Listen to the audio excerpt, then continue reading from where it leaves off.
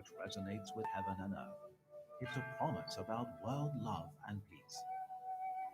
The article, The Love of the World, a Declaration of Peace, is our common wish.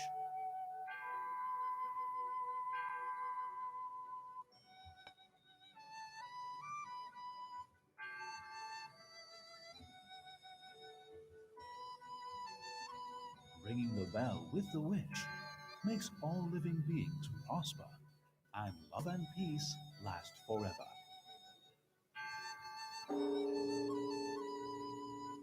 Ringing the bell that saves the world could raise people's awareness. Only by congregating the wishes for love and peace will all living beings be able to thrive, and love and peace be sustained forever.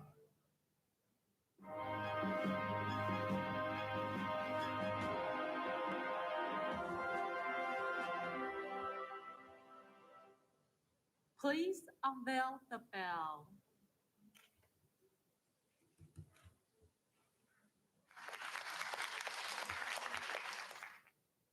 轻音响 With a clear ringing sound, the bell collects sincere wishes and gathers respectful energies as one. With aspirations for harmony surging, all living creatures are comforted and enjoy peace and security. Living in harmony with heaven and earth, people must return to truthfulness and follow the law of nature.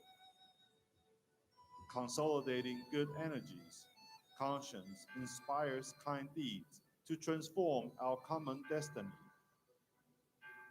Ring the bell.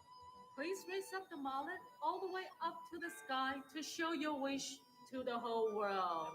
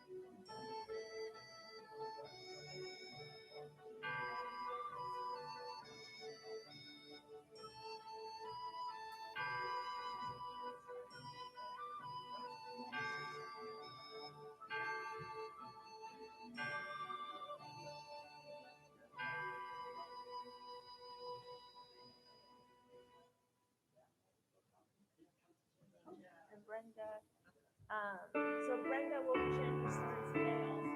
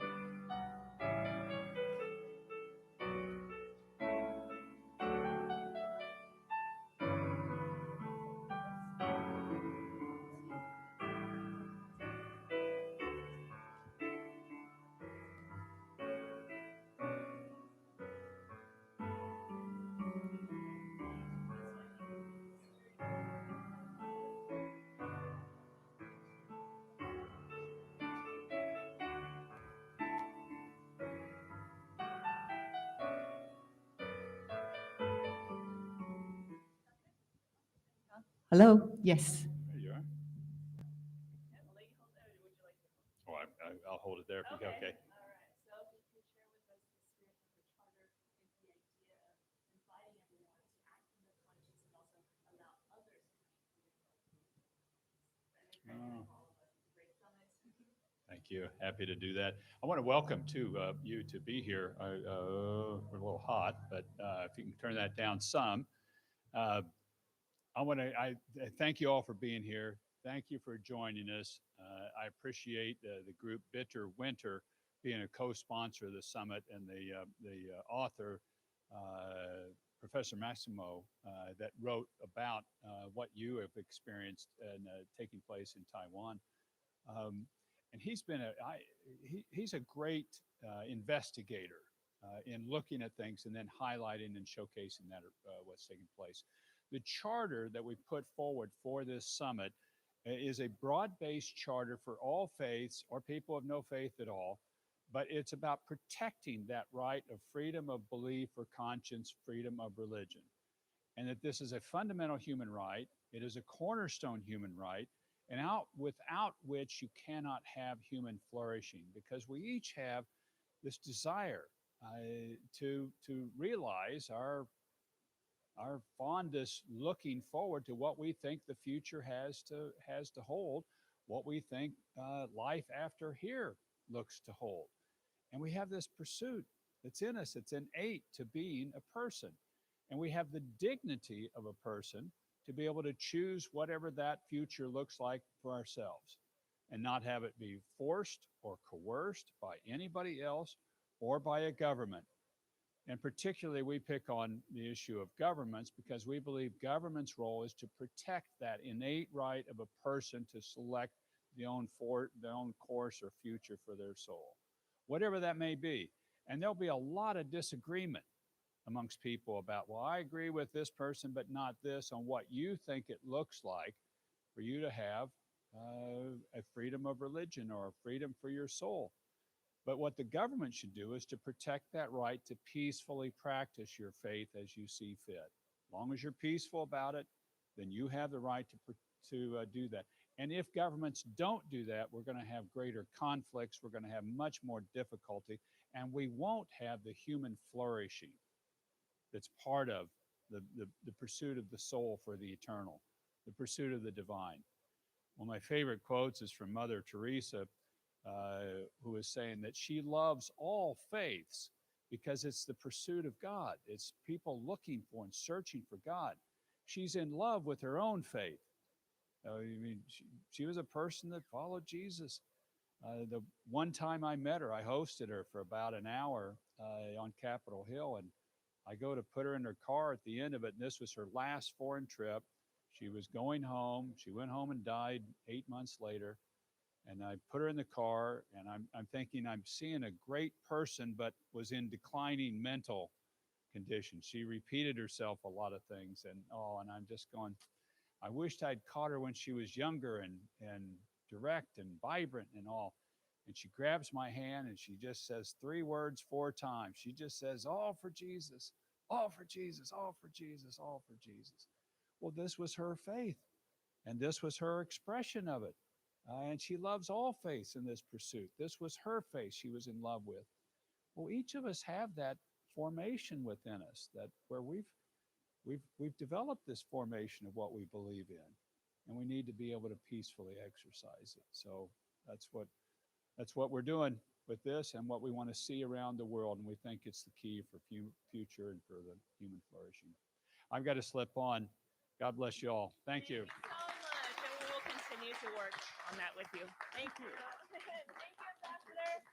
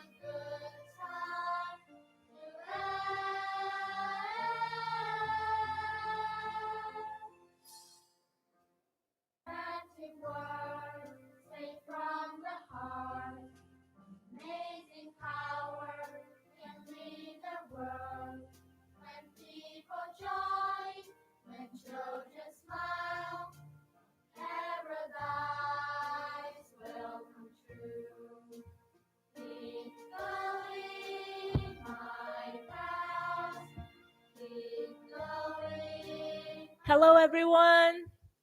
Welcome and thank you for joining us for this event. We've had an eventful 3 days, coming to the third day now.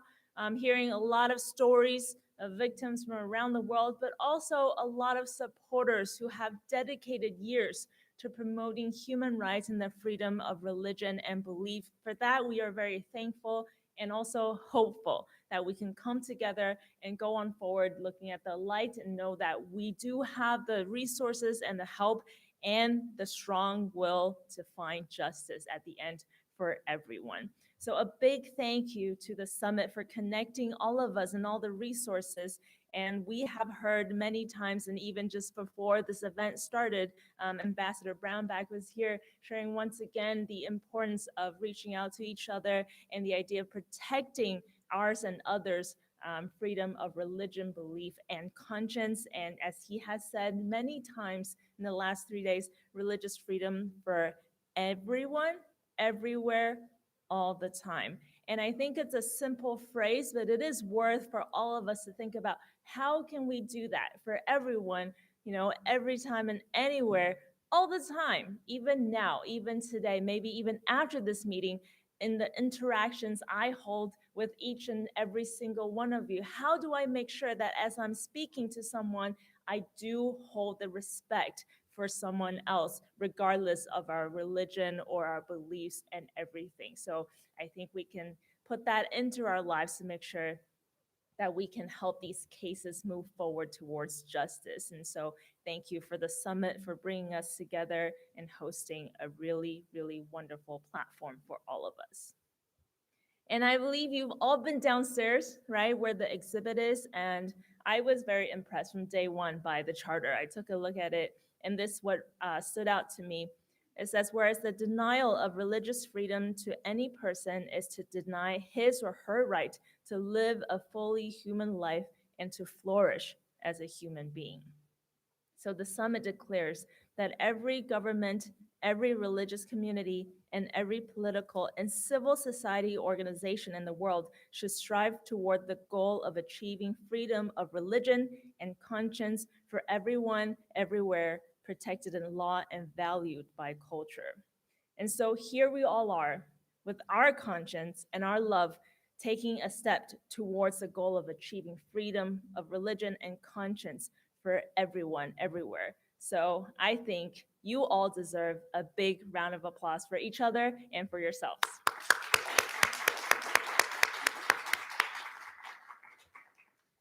So in today's event in particular, we are going to look at the Tai Ji Men Qigong Academy's case. It is an organization established in 1966, Qigong of martial arts and self-cultivation. It is an international nonprofit cultural organization that aims to foster the Tai Ji Men culture and improve physical, mental, and spiritual health of global citizens. We'd now like to share with you a video that'll take you through, let you know more about what Tai Ji Men is about and its endeavors in the past few years. Here's the video. Qigong is not just mankind's most ancient sport. It transcends sport. From the level of the soul, it enhances the capabilities of the body and mind. Bequeath Tai Ji Men's splendid culture and achieve the overall health of body and soul.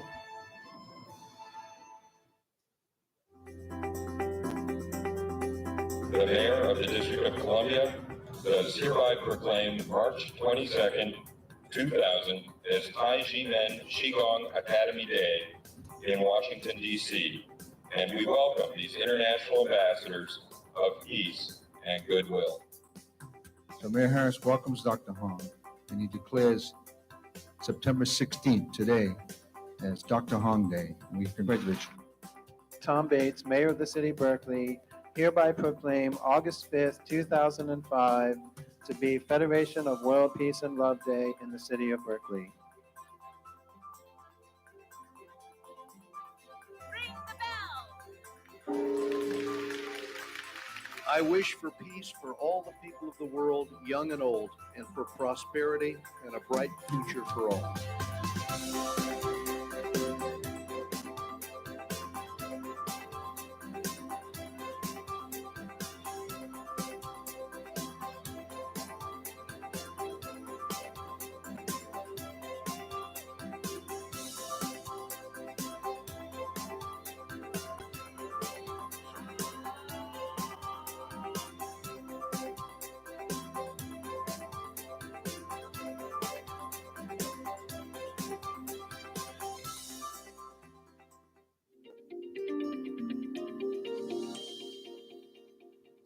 For the past 35 years since its founding, your esteemed organization has upheld its objectives of loyalty, filial piety, love of the country, and love of society. Tai Ji Men is like a big warm family. All dizi are energetic and healthy, physically and mentally. Under Zhang Men's leadership, the dizi not only practice self-cultivation, but also spread kindness to help the world. Every time we see Tai Ji Men, we see energy, warmth, and love. I hope that Tai Ji Men will continue to work with the government. Let us use our positive influence and move Taiwan forward with continued progress. Let the world see Taiwan. Tai Ji Men Shifu and Dizi have self-funded trips to 101 nations and presented over 3,000 performances to foster a culture of peace. The Taiwanese government should redress injustices against Tai Ji Men and truly respect this precious cultural group, which has been a great cultural advocate for Taiwan.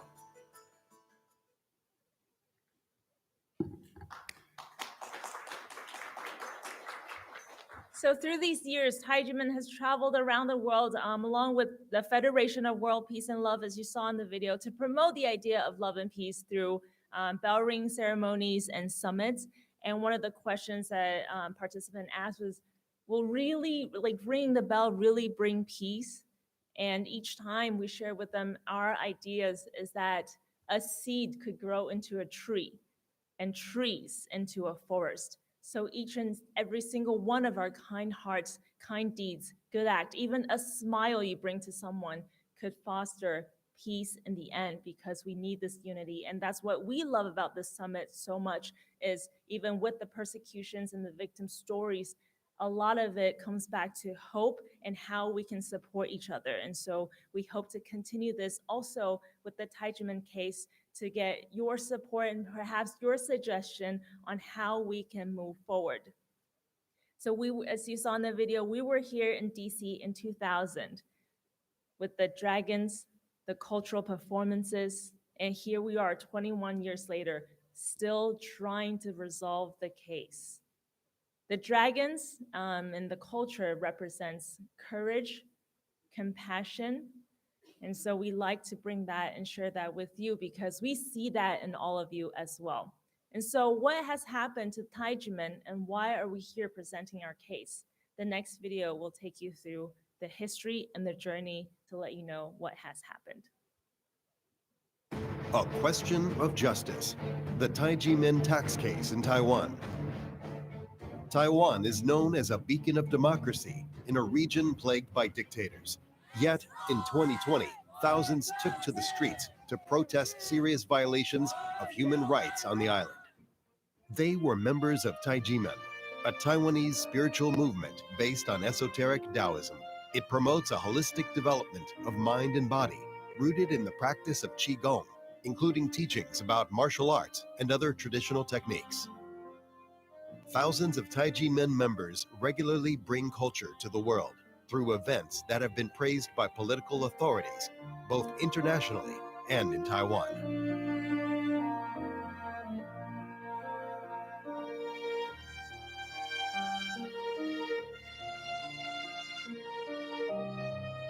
Tai Ji Men Qigong Academy was founded in 1966 by Dr. Hong Daozi. who is also well known throughout the world for his promotion of world peace and dialogue between religions and cultures.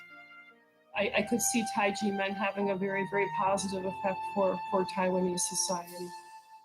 Dr. Hong's path as a spiritual teacher has not been easy. Religious liberty is something Taiwan has achieved through a bumpy road only. In 1996, largely for political reasons, the government cracked down on religious and spiritual movements, accused of supporting opposition political parties. The campaign also targeted Tai Ji Men, although it had not taken political sides. On December 19, 1996, Tai Ji Men facilities were raided and Hong was arrested. He and his wife's assets, including private holdings not connected with Tai Ji Men, were frozen. These actions were carried out upon orders of Taipei Court Prosecutor Ho Guanren, who developed a personal vendetta against Hong and Tai Ji Men, and was later recognized by Taiwan's Control Yuan, the body entrusted with checking illegal activities by public officials. Prosecutor Ho promoted a self-help association of so-called victims of Tai Ji Men, which was found by the Taipei District Court to be a false organization whose leaders had created bogus claims. The court also found that there were no victims. On April 15, 1997, Prosecutor Ho indicted Hong, who was freed on bail on May 26th, his wife and 3 Tai Ji Men members for operating a fraudulent cult. Ho even accused Hong of raising goblins, something which is totally foreign to Tai Ji Men's practices. From his public statements, it looked like Prosecutor Ho was the one who really believed in goblins. Between April and June 1997, Prosecutor Ho wrote to state and local administrations ordering the dissolution of Tai Ji Men, and even that water and electricity supplies to Tai Ji Men facilities in Taipei be cut. The Ministry of the Interior and local governments later annulled these orders and declared them illegal, as no decision had yet been rendered against Hong. In fact, Prosecutor Ho's case eventually collapsed. On September 25, 2003, Dr. Hong and his co-defendants were acquitted of all charges by the Taipei District Court. On December 13, 2005, the High Court of Taipei confirmed on appeal the first-degree verdict favorable to Tai Ji Men. On July 13, 2007, the Criminal Division of the Supreme Court of Taiwan pronounced the final acquittal of Tai Ji Men defendants, declaring them innocent of all charges. Compensation for the wrongful detention was given to Hong and his co-defendants. However, a byproduct of Prosecutor Ho's ill-fated actions remained. Instigated by Prosecutor Ho, the National Tax Bureau accused Hong of tax evasion and issued tax bills for the years 1991 through 1996. What was the basis of these claims? As it happens in most spiritual movements, members of Tai Ji Men, who are called dizi, offer money as a gift to Hong, whom they recognize as their shifu, or master. These gifts are included in so-called red envelopes. The National Tax Bureau claimed that the content of the red envelopes should not be considered as a gift, but as a tuition fee members pay for receiving training in a so-called cram school, meaning a school where students engage in intensive study of a subject for a short period of time. Gifts are not taxable, while cram schools' tuition fees are. In Taiwan, there are many Qigong and martial arts organizations, and none has ever been taxed for gifts given to their masters. The Ministry of Education in Taiwan, which has direct regulatory authority over cram schools, declared 3 times, from 1997 through 2000, that Tai Ji Men is not a cram school. Tai Ji Men is indeed not a cram school. In 1999 and 2000, both Taiwan's finance minister and deputy finance minister publicly stated that since the Tai Ji Men tax prosecution derived from a criminal case, if Hong and his co-defendants will be acquitted in the criminal court, then the tax claims would be withdrawn as well. However, this did not happen. Hong and his co-defendants were acquitted of all criminal charges. Yet the National Tax Bureau continued to claim that the money in the red envelopes was a disguised cram school tuition fee and maintained the tax bills. Note that the 2007 Supreme Court decision that acquitted Hong and his co-defendants from all criminal charges explicitly stated that they were not guilty of tax evasion. In 2002, following instructions by the Ministry of Finances, the National Tax Bureau conducted a random survey among Tai Ji Men dizi to determine whether they regarded their contributions as gifts or tuition fees. All the 206 dizi who responded indicated that they considered their contributions as gifts. However, the Tax Bureau declared that only 9 respondents had clearly indicated that their contributions were gifts. The statement was false, but the Tax Bureau refused to release the answers to the survey. Based on the Bureau's false statement about the survey, the Ministry of Finances refused to rectify the tax bills against Hong and Tai Ji Men. They appealed to administrative courts, and Taiwan's Supreme Administrative Court ruled in favor of Tai Ji Men on August 6, 2009. On July 17, 2010, the manipulation of the survey was exposed at a public hearing in the Legislative Yuan, i.e. Taiwan's parliament. Later, the National Tax Bureau agreed that a new open survey should be carried out. This happened only in 2011, and results were disclosed in 2012, revealing that there had been 7,401 respondents, and all had answered that they regarded the content of the red envelopes as gifts. The National Tax Bureau had promised to be guided by the results of the survey, yet they reacted by proposing to consider 50% of the money received in the red envelopes as gifts and 50% as tuition fees. This was obviously not consistent with the unequivocal results of the survey.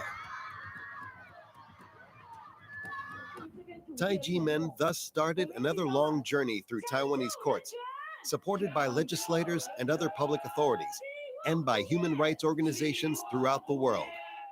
From this long and painful struggle, they emerged victorious. In 2018, the Supreme Administrative Court ruled that the content of the red envelopes should be treated as gifts rather than as tuition fees. The basis of the 20-year persecution of Tai Ji Men by the National Tax Bureau had finally been removed. Unfortunately, this was not the end of Tai Ji Men's tribulations. The National Tax Bureau had initially alleged tax evasion for 6 years, from 1991 to 1996, after the 2018 decision by the Supreme Administrative Court. It agreed to reduce the tax bills for the years 1991, 1993, 1994, 1995, and 1996 to zero. But based on the claim that for 1992, a decision had been rendered by the Supreme Administrative Court in 2006 and was final, it maintained the tax bill for 1992, including interest.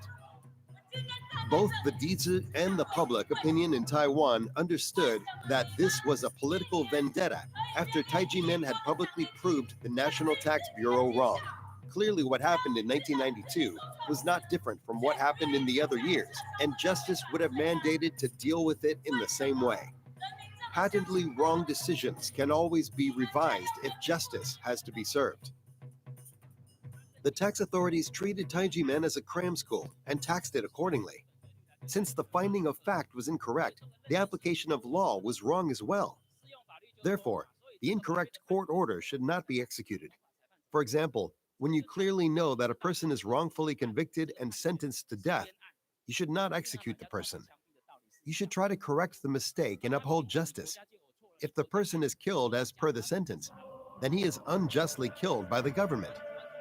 Now that the tax authorities have admitted their mistakes and the criminal court has ordered state compensation, it is unjust for the government to auction the assets of Tai Ji Men's leader. If it does, that is theft of his property. No appeal by Taiwanese or international politicians, scholars, or human rights organizations stopped this vendetta. Not even courts of law were heard.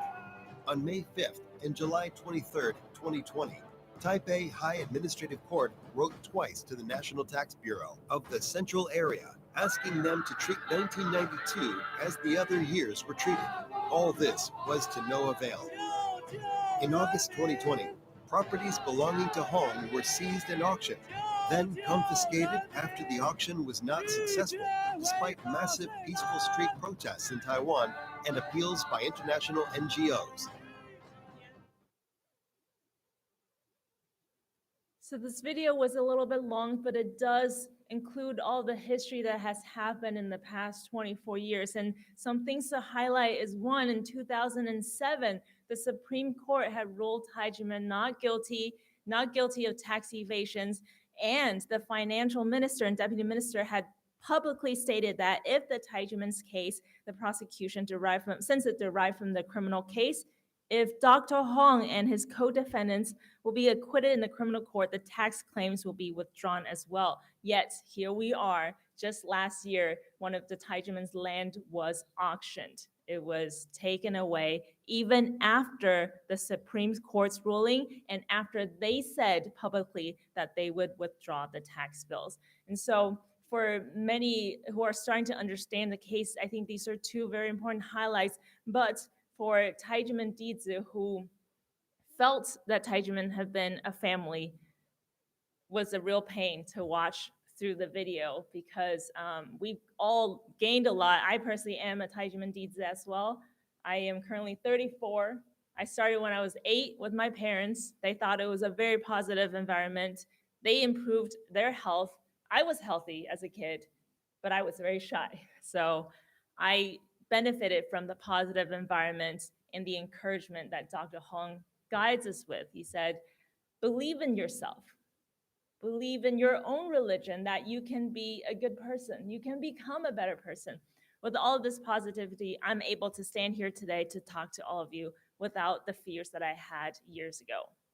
So this is what we've all gained different things from it physically, spiritually, mentally, and it pains us to watch this video where we were told that this would be resolved, but yet it has not. It's, for myself, and it's imagining that someone called me a liar, and I've been proven to be not a liar, yet others are still calling me that. I would be angry. I don't know if you would. If someone called you a liar, even though you're not, and everyone else has proven you're not, and they're still calling you a liar, I would be mad.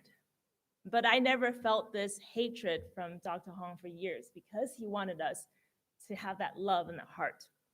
So we continue to find the truth, as many of the victims at this forum is trying to do, to find truth and find that freedom that they deserve. And so this is a tough situation for us, and we're glad that many international scholars and experts have joined us to help us find the solution. And right now, currently with us in this room, but there's also over 1,000 viewers online trying to participate in this event and trying to find out what it is that we can do together, not only to resolve this case for Tai Ji Men, but also for human rights and also taxation human rights around the world. It's maybe a new thing, not so common, but it is there.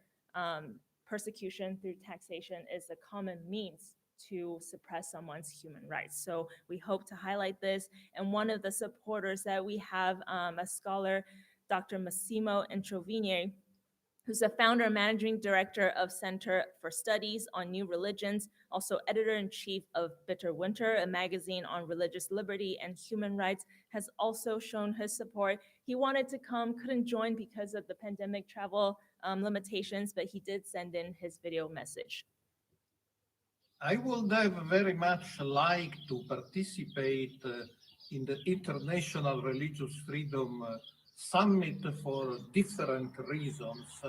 The first reason is it continues the extraordinary work done by Ambassador Braunbach for several years on behalf of religious liberty. The second reason is this side event is about Taiwan, a country whose culture very much I admire and love. And the third is this side event is about Tai Ji Men and its quest for justice. Taiwan shares with Italy the problem of transitional justice. It is now a living democracy, but it was not always so. It went through the period of martial law when human rights and religious liberty were not guaranteed. But even after the period of martial law ended, there were still residual features of the non-democratic Taiwan.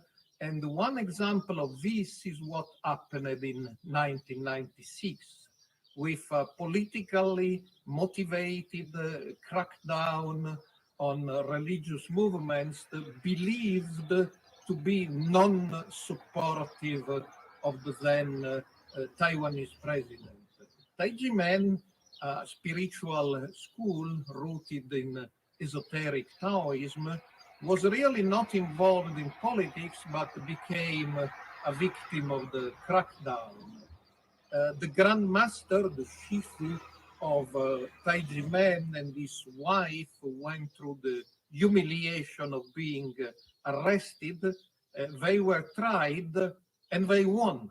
They emerged victorious from the trials, and at the end of the criminal case, they were even given a compensation for the unjust detention.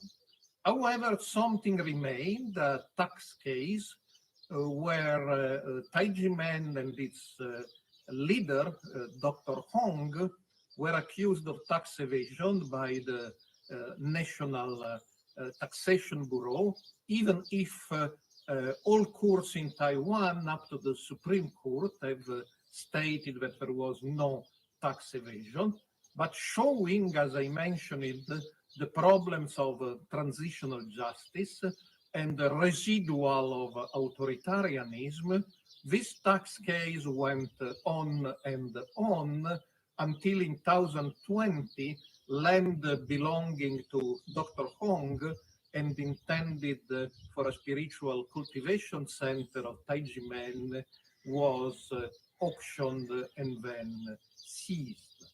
And that generated some of the most massive street protests for spiritual or religious reasons in Taiwan's recent history. Why are thousands of people in the street? Not for the money. Tai Ji Men might have settled and spent much less than the plain cost of the court cases, not for a domestic Taiwan tax law issue, not for a private problem of Dr. Hong, but for a question of principle and of justice and of religious liberty. And I believe it's for this reason that reconstructing this case, which is a tax case, but it's mostly a freedom of religion or belief case, is important within the context of this magnificent event. Thank you. Thank you, Dr. Intervigne, for sending in that video. He is also online with us. Perhaps later we would be able to invite him to speak and interact with our participants here today. And we were looking recently at a report from French NGO sent to the UN Human Rights Council, which states that French government officials had also used tax means to persecute freedom of belief. And the report also mentions that a small number of Taiwanese officials have persecuted Tai Ji Men tax means. International forces can stop a small number of Taiwanese officials from persecuting freedom of liberty by taxation, which is a great significance on the protection of human rights in the world. And for our case, a lot of our family members are still in Taiwan. We love Taiwan. The Tai Ji Men dizi in Taiwan present at the Taiwanese cultural events. Many times it's celebrations, but we want to be able to fix the problems that were made by perhaps just a few rogue bureaucrats to make the system even better. And I think a lot of us here have seen through personal experiences or other stories that suppression of religious or belief freedom can be done through various ways. Some more direct, physical, some like ours more mentally. While there's no bloodshed in this case, we hope there never will be. And we hope for all of us, because spiritually and physically are very intertwined. Mentally could lead to physical, as Ambassador Brownback was saying, the case that he saw. He wishes it was a couple years back and he would be able to see the lady when she was full of attention and ready to share. So I think we need to really unite together, see how it is that we can help each other. And once again, thank you for joining us, but we will have a Q&A session a little bit later. Perhaps it's not a question about our case, but if you would like to share with us how you proceeded through a case of persecution, a successful case to encourage, I think a lot of the victims and that are at the summit, that would be very encouraged as well. So we welcome your comments a little bit later. And on Tuesday, we actually had the honor of inviting Professor Kenneth Jacobson, practice professor of law from Temple University School of Law in Philadelphia, to join us. And he also sent in, or his message from Tuesday we'd like to share with you.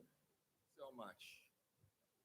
It's hard to sit through this video as someone who believes in the rule of law and not be offended by what I see. I teach my students and I lecture around the world about how important the rule of law is. And there is no and was no application of the rule of law in the Tai Ji Men tax case. Taiwan is an island of democracy, a beacon of democracy in an area that has absolute turmoil, political turmoil, as well as oppression in that region. That beacon faded with the Tai Ji Men tax case. I love Taiwan. I love the country of Taiwan. I love the people of Taiwan. But what has happened here has emerged from the conduct of some rogue bureaucrats and government officials that has now been tolerated by the government itself. And that is shameful. There are people, there are institutions, there are organizations that have the ability and had the ability to put a stop to this. And they did not. You have a very, very unusual, but I think good system of separation of powers in Taiwan. In the United States, we have legislative, judicial, and the executive. You have another one, the Control UN. And the Control UN, as did every other organization that looked at this problem, found that what was done by the prosecutor was inappropriate, and yet nothing happened. And the ultimate irony is that the Control UN has a department of all things human rights that investigates human rights. The Control UN is charged with the responsibility for investigating rogue government officials. It did. It found violations and nothing happened.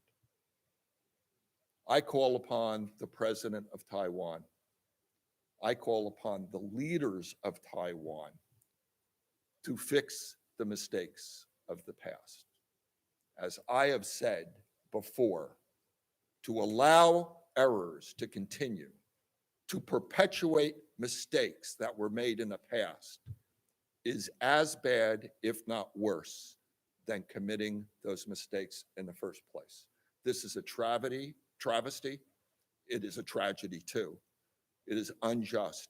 And as someone who respects and has lived his life and career respecting the rule of law, this is offensive, and it should end, and it should end now. Thank you very much.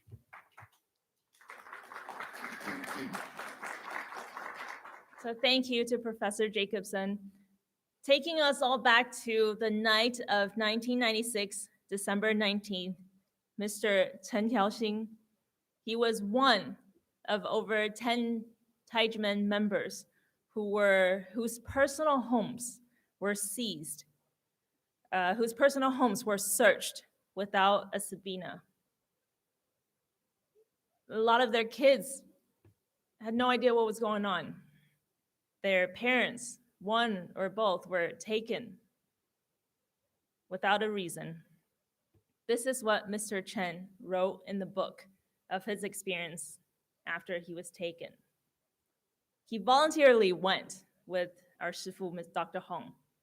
He wasn't a criminal, but he was treated like one for sure. He wrote, the prosecutor told him to think about your family and be a man and take responsibility for what you have done. Don't drag your family into this mess. He asked me to provide a testimony unfavorable to my shifu. When I stated that my shifu's kung fu martial arts skills is real, the prosecutor, Hou Kuanren, immediately threatened me saying, do not be a tragic hero. And if that I did not tell the truth, my wife's salary would be halved. As a result, no one would be available to take care of my two daughters. One of his daughters is here today. It's an emotional moment for her. Actually, every time she has to relive that night, we applaud her willingness and also her courage to share her personal story to hope, in hopes that no one else suffers. So, Brenda, welcome.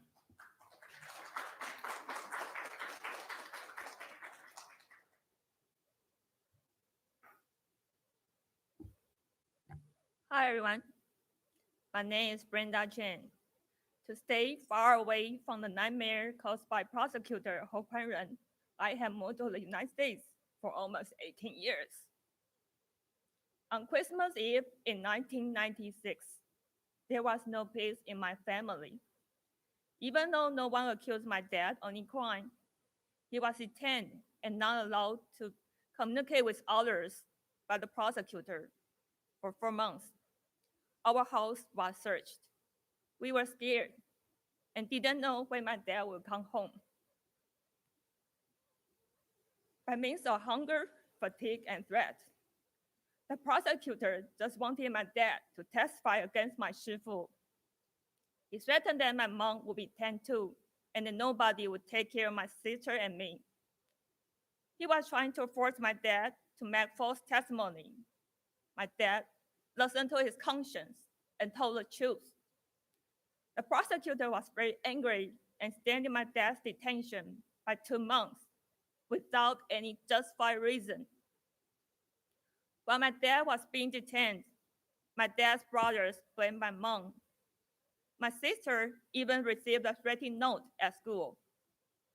Before retirement, my dad was the chief financial officer of a famous company with outstanding credit. However, because of prosecutors' illegal investigation, his credit was totally ruined. 2 or 3 days after my dad was released on bail, the bank withdrew our mortgage. It was impossible for my parents to make ends meet only on my mom's salary. My dad has to ask our relatives for help. However, because of negative news reporting about Tai Ji Men, they were not willing to help us and even laughed at my dad. Afterwards, because of negative and false press reports, my mom, who worked in the Ministry of Justice, was under a lot of pressure and was forced to retire early. My sister and I went abroad to leave the heartbreaking place. She went to France, and I came to the United States. Years later, my dad received national compensation for unlawful imprisonment. But nothing could ever compensate for our pain and suffering from this incident. 7 years ago,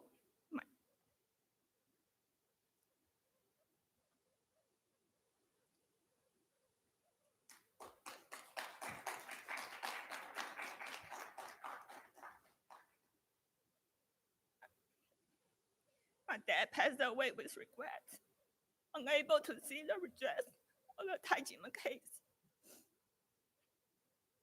We sincerely hope that by speaking out, international friends will better understand this case and remind the Taiwan government to hold the illegal officials accountable. The unlawful government officials should admit their mistakes, start damaging Taiwan's democracy, and return the confiscated land of Tai Ji Men. Thank you.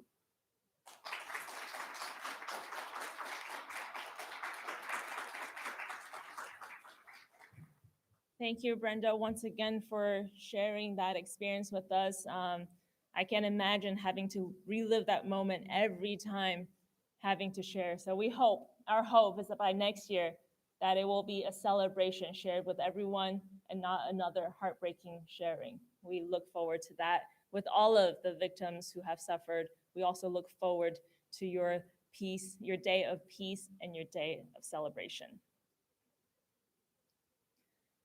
We'd now like to actually move this part to interacting with all of you here. We thank you for joining us. If you have any questions, any stories you'd like to share, we'd like to invite you to share, perhaps come up to the stage for about a minute to encourage us.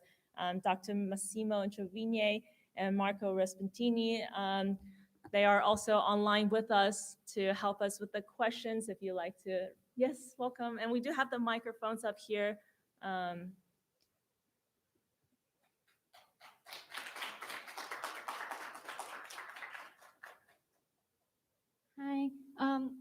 Thank you for the very informative presentation. I think like for me, Taiwan is a very special country because it represents like a big kind of like hope, and it represents like a big kind of like international religious freedom as opposed to like the mainland China. So for me, like the like the fact like like if justice is upheld for the Tai Chi Men case, it will be like it will not like only be like regaining like the integrity of the Tai Chi Men practitioners, Dr. Hong, but it will also be like a symbol that distinguishes China and Taiwan.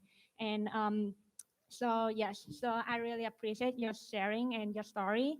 And so for me, I represent Falun Dafa, which is like also a qigong practice that started in China in 1992, and it became really popular in China, and there were like 100 million people practicing Falun Dafa. So for Tai Chi Men, you have like the dragon as a symbol of like compassion, and for us, we also believe in like truth, compassion, and tolerance. And because we were in mainland China, the yeah, we have 100 million practitioners, which is more than the number of like Communist Party members. So the Chinese regime, even though they don't understand what God is, what faith is, they know that it is a threat to them. So they started to persecute the Falun Gong practitioners. And in Taiwan, we have a lot of activities to like reach out to mainland China and then clarify the truth about Falun Gong. But I think that because,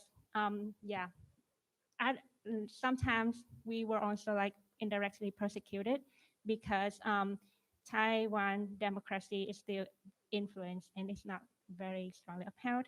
And that's why we are now in the United States. We organize an organization called Students for Falun Gong, and it includes many young leaders in all universities, in many universities around the world. Yeah, I'm from the University of Miami, and I used to be a club leader, and I used to hold film screenings to talk about the beauty of Falun Gong practice and the persecution in China. Yeah, and I graduated and I'm a teacher. So I really appreciate what you're doing, and I hope that democracy is upheld in Taiwan. Thank you. I know we're neighbors down in the exhibit hall. Everyone's working very hard down there to make their voices heard. So we do sincerely hope that everyone can receive the justice. Anyone else would like to share your case or maybe some comments? Okay, maybe we can invite, would you like, yeah, welcome. So, thank you so much. Thank you so much for the presentation. This is my first time hearing about the Tai Chi Men case. I know a little bit of like the background of the Taiwan, fight for democracy, and essentially how like the U.S. isn't recognizing its sovereignty, and how like Taiwan has been like engaging in like some like lobbying in order to like receive more significance like on the international stage since they're facing like huge oppression by the Chinese government. I was just wondering if the US can liberate Taiwan and essentially like recognize its own sovereignty. Do you think that Taiwan would like still have to resort to like unfair taxation of the Tai Chi Men? Or absolutely, yeah. I don't know. I just found like the taxation like is like all circles back to Taiwan's like fight for democracy and like its liberation. So yeah, I mean, I just feel like active efforts to contribute to Taiwan's Taiwan sovereignty can help liberate the Tai Chi Men. Thank you.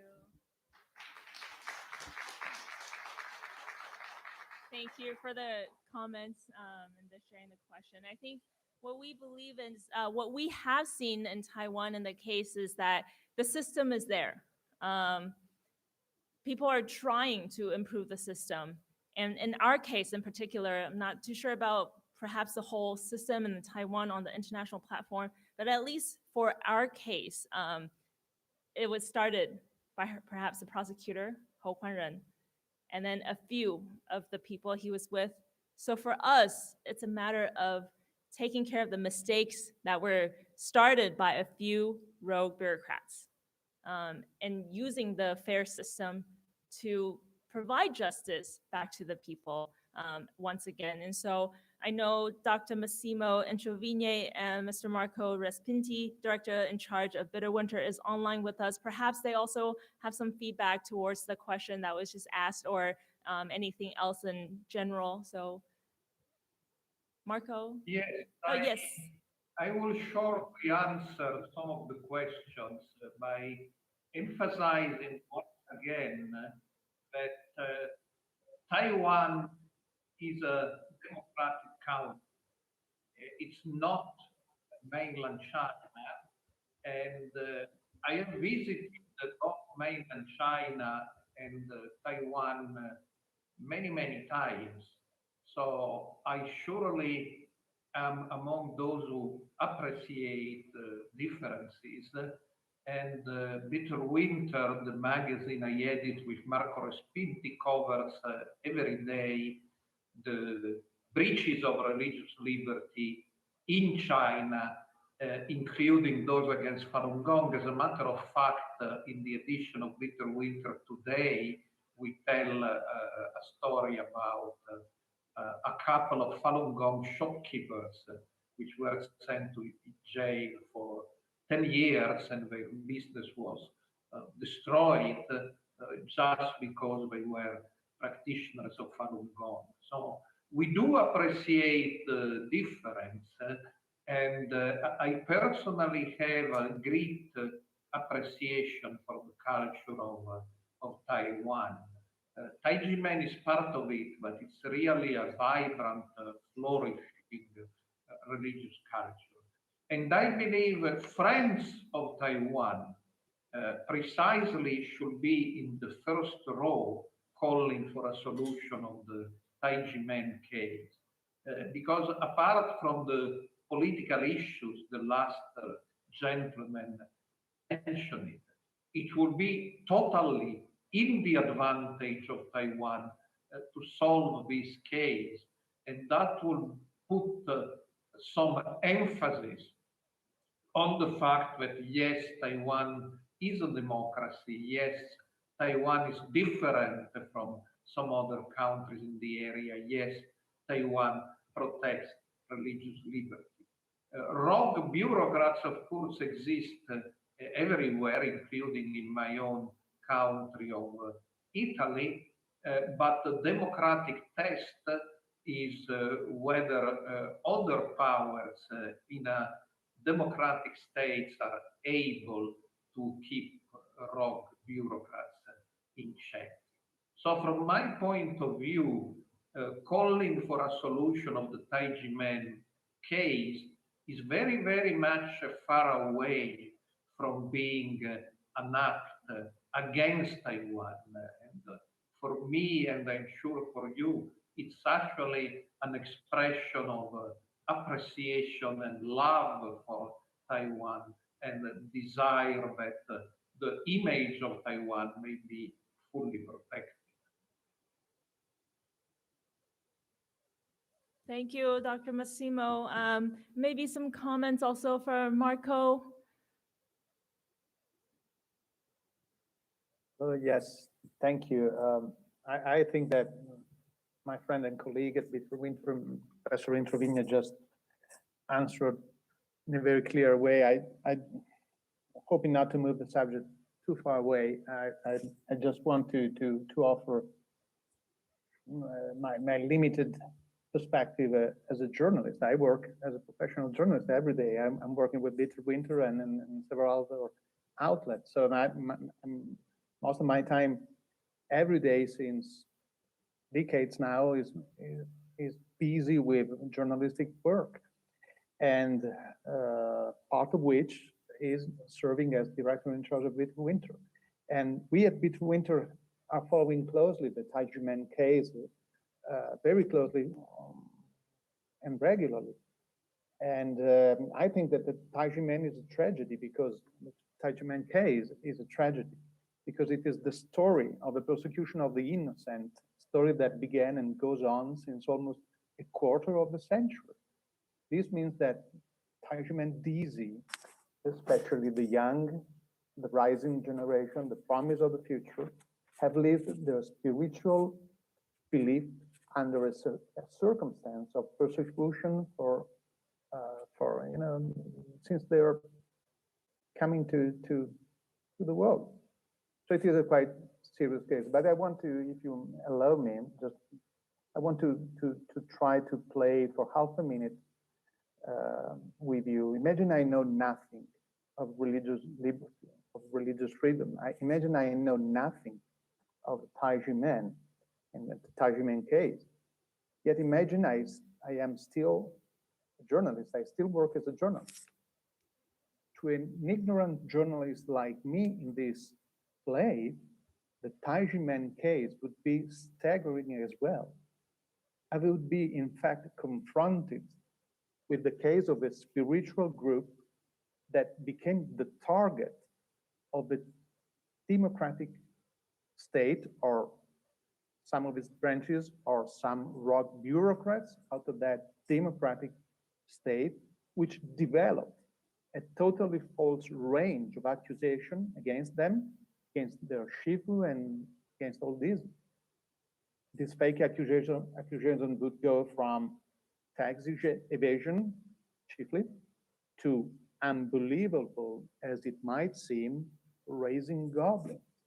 So remember, I'm in this play, I'm an ignorant journalist, and I'm confronted with this news.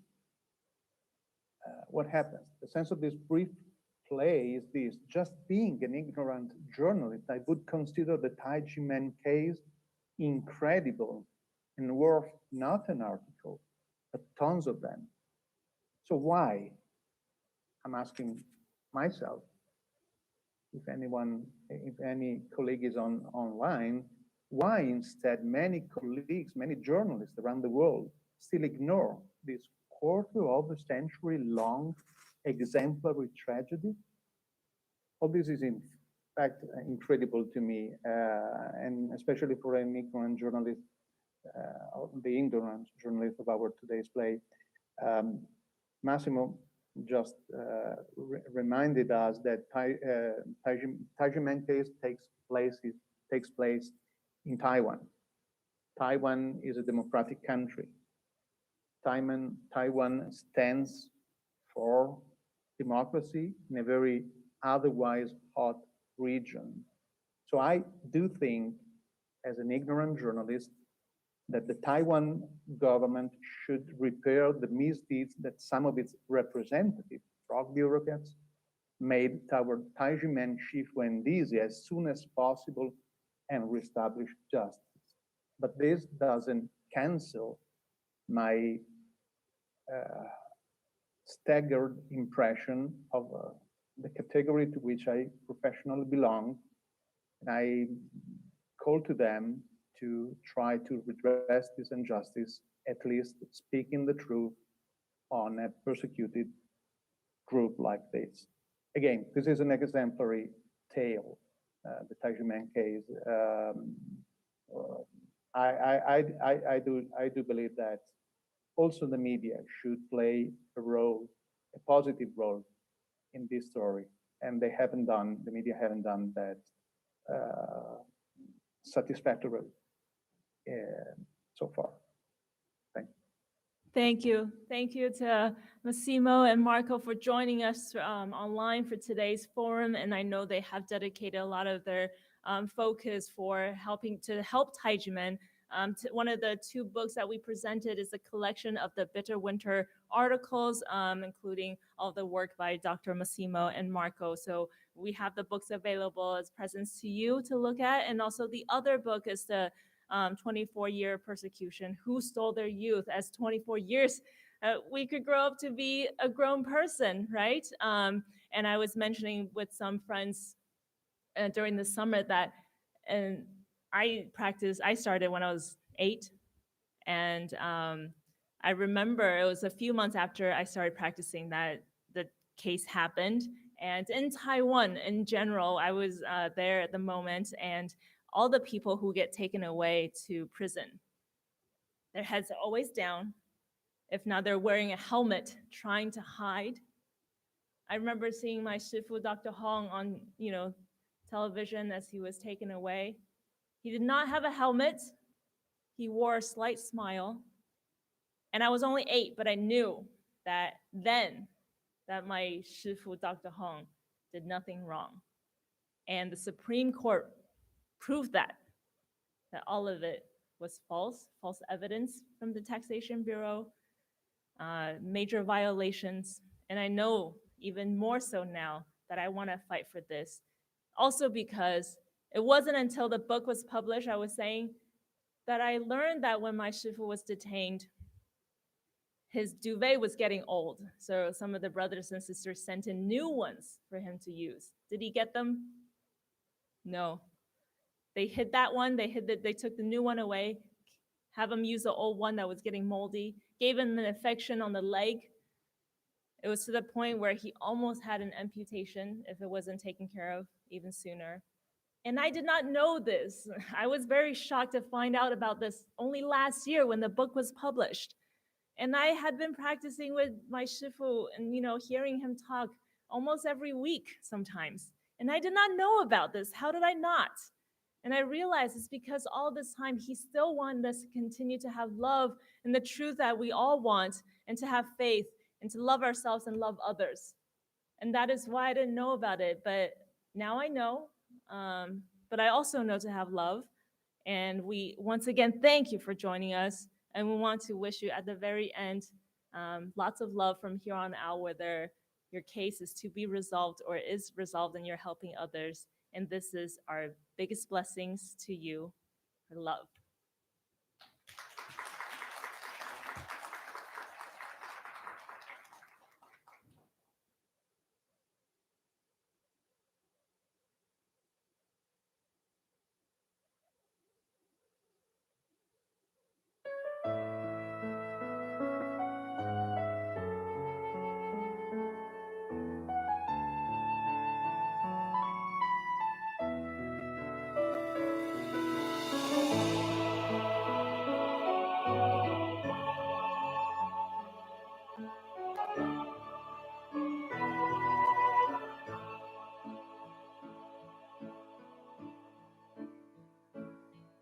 Have you ever seen an angel of love looking at you with a shining smile of kindness, who makes you feel your breath with nothing to fear in the moment you join hands with them? Have you ever dreamed of a land of love with sunshine, rainbows, and whispering rivers? For the sunflowers blossom in every field. We are all the children of this land. Let love in your heart, feel the warmth of words and sufferings. Bring peace and hope to us all. And love in your heart, find the meaning of life. Return to where we all come from.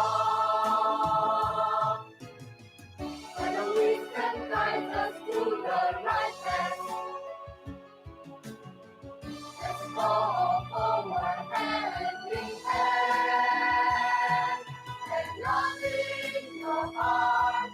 Heal the world of wars and sufferings. Bring peace and hope to us all. Let love in your heart find the meaning of life. Return to where we all come from. Let love in your heart heal the world of wars and sufferings. Bring peace and hope to us all. Let love in your heart find the meaning of life. Return to where we all come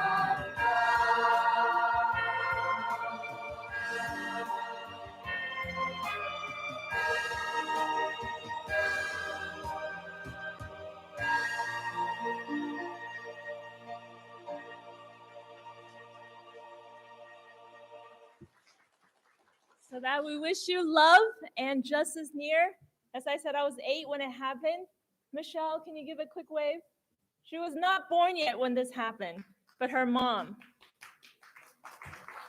was there when the case happened. So all the stories of what happened, she knows. And I was watching Michelle, and then Pamela, I was just wondering what Pamela was feeling, thinking. She has a kid. And it's not ended. So we hope the near end is near for Tai Ji Men and all of you guys. And at the very end, could we invite you for a group photo to document this very important summit, very important day, very important time in history where we go on forward towards justice, love, and peace. So welcome all of you. Please join us. Leave your contacts so we can share this info with you as well. Thank you once again for joining us. Yes, come on. We will face the back, so come on. Oh. Thank you.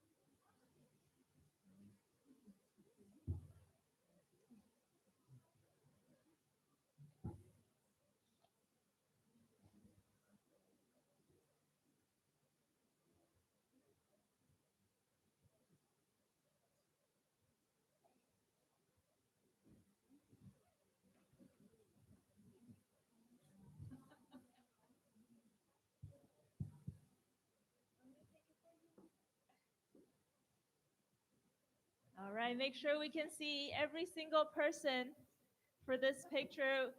Like I said, we thank you for joining us, and we do hope the justice will be for everyone and not just Tai Chi Men.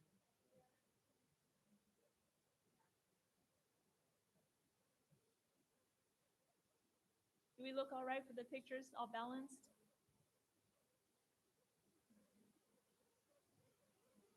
All right, so I'd like to invite all of you for the first picture. We will say justice with determination in our eyes for all people to have justice near for their case. On the count of 3, we'll say justice. 1, 2, 3. Justice. Second one, we're going to spread the love that we all have in our hearts with all the people around the world, and we'll say love and peace, perhaps a smile you like to share with the world. All right? 1, 2, 3. Love and peace. And I saw some hand gestures and a wave to the world. Thank you all for joining us, and we wish you all the best, good health through the pandemic, and success in your cases. Thank you so much. Thank you.